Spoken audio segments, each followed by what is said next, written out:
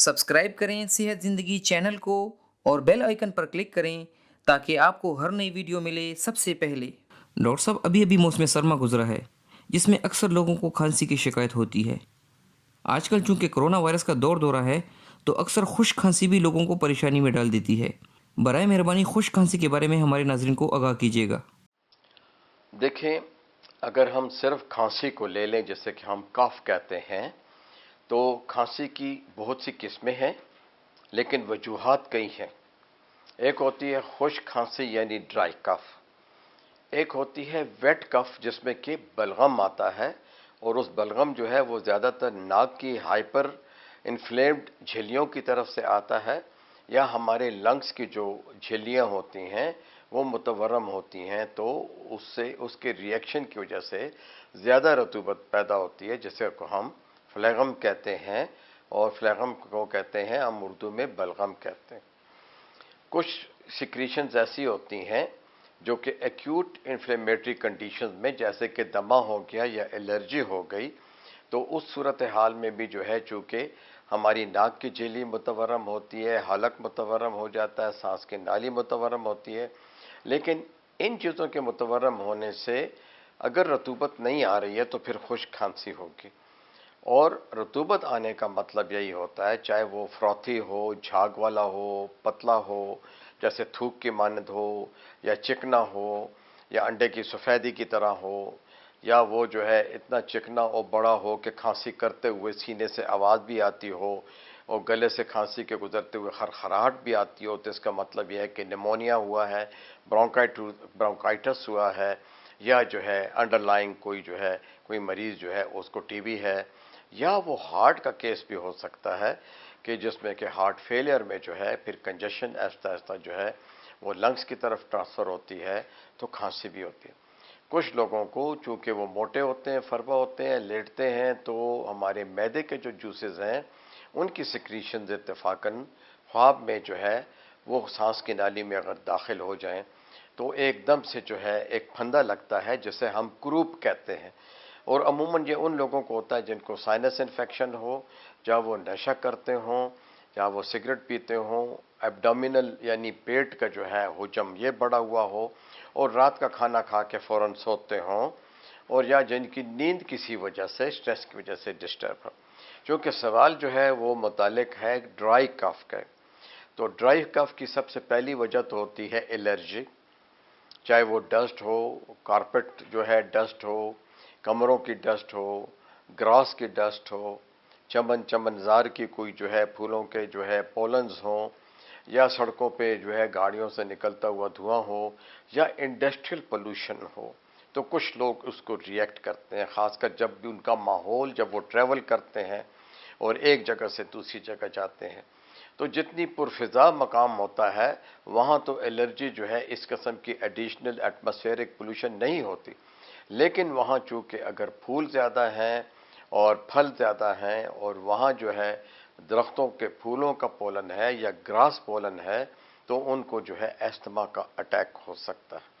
यानी कि हम कह सकते हैं हाइपर रिस्पॉन्सिव रेस्पिरेटरी ट्रैक, और जो है जिसे हम कह सकते हैं कि हमारी जो थ्रेश होल्ड है टू द एलर्जी जो है वो काफ़ी वो हो गया है, स्टिमुलेट हो गया हुआ है। तो उस तरीके से जो है हम हाइपर स्टिमुलेशन होती है, हमें हम जल्दी रिएक्ट करते हैं किसी भी फॉरेन बॉडी को, तो हाइपर एक्टिविटी कह सकते हैं, हाइपर स्टिमुलेशन कह सकते हैं, हाइपर रिएक्टिविटी कह सकते हैं, दोनों सूरत हाल में। ठीक है कि नहीं? कुछ लोग डोमेस्टिक जो है अपनी डस्ट, अपने ही कमरों की डस्ट जो होती है जब झाड़ू दिया जाता है, तो ऐसे लोगों को कहा जाता है कि वैक्यूम इस्तेमाल करें। अब कफ की जो किस्में हैं, एक है ड्राई कफ, एक है वेट कफ, एक है हैकिंग कफ। खांसी शुरू हो जाए लंबी हो जाती है, खो खो खो खो खो हु बनी, और क्रूप की एक आवाज़ के साथ हुप की आवाज़ आती है। यही वजह कि हम उसे कहते हैं ये काली खांसी है, ये मुतद्दी मरज़ है। पहले बहुत ज़्यादा होता था, लेकिन अब चूँकि पर्टिसिस कहते हैं इसे, इसके टीके लगते हैं, तो इस वजह से जो है ये खांसी अब बहुत कम हो गई है। लेकिन फिर भी 1 साल से लेके 5 साल तक के बच्चों को जो है अमूमन जब को वो किसी ऐसे बच्चे के साथ खेलते हैं जो कि इम्यूनाइज ना हो और उसे वूपिंग कफ हो, تو یہ بھی ڈراپلیٹ انفیکشن سے یہ چیزیں شیئر کرنے سے لگ جاتی ہے. بڑوں کو بھی ہوتی ہے, بڑی تکلیف دہ ہوتی ہے. اب خشک کھانسی اگر آپ کو رات کو اٹھتی ہے اور بار بار آپ کو تنگ کرتی ہے تو آپ کے ریسپریٹری مسلز تنگ ہوتے ہیں. آپ عموماً ضروری نہیں ہے کہ انڈر لائن کوئی بہت بڑا مرض ہو, لیکن چونکہ یہ تکلیف دہ ہوتی ہے, نیند آپ کی خراب کرتی ہے, تو اس لیے ڈاکٹر کے پاس جانا ضروری ہوتا ہے. اب آتے ہیں کہ کوئی بھی کھانسی جو وہ خشک ہو اور 2 ہفتے سے زیادہ ہو تو برائے مہربانی بلڈ کے بھی ٹیسٹ کروائیں, الرجی کے بھی ٹیسٹ کروائیں اور سینے کا ایکس رے بھی کروائیں. اب آتے ہیں کہ کرونا میں کس قسم کی کف ہوتی ہے. دیکھیں, کرونا میں ناک کی جھیلی میں ورم ہوتا ہے اور ہائپر سینسٹیوٹی ہو جاتی ہے, گلے کی ہو جاتی ہے, چونکہ یہ سیکریشن جو ہے کرونا وائرس کو بہت پسند ہے.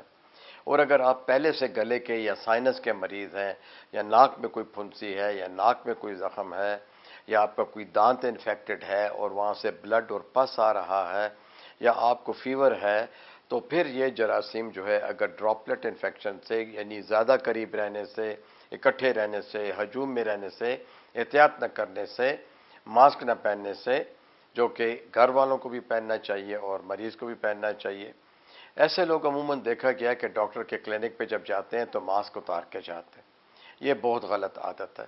دیکھیں, آپ ڈاکٹر کو بھی بیمار کرتے ہیں, اگر ڈاکٹر بیمار ہو جاتا ہے تو اس کے مقابلے میں آپ کے پھر وہ مریض جو کہ 50-60 اس ڈاکٹر سے علاج کروا رہے ہیں وہ بھی افیکٹ ہوں گے.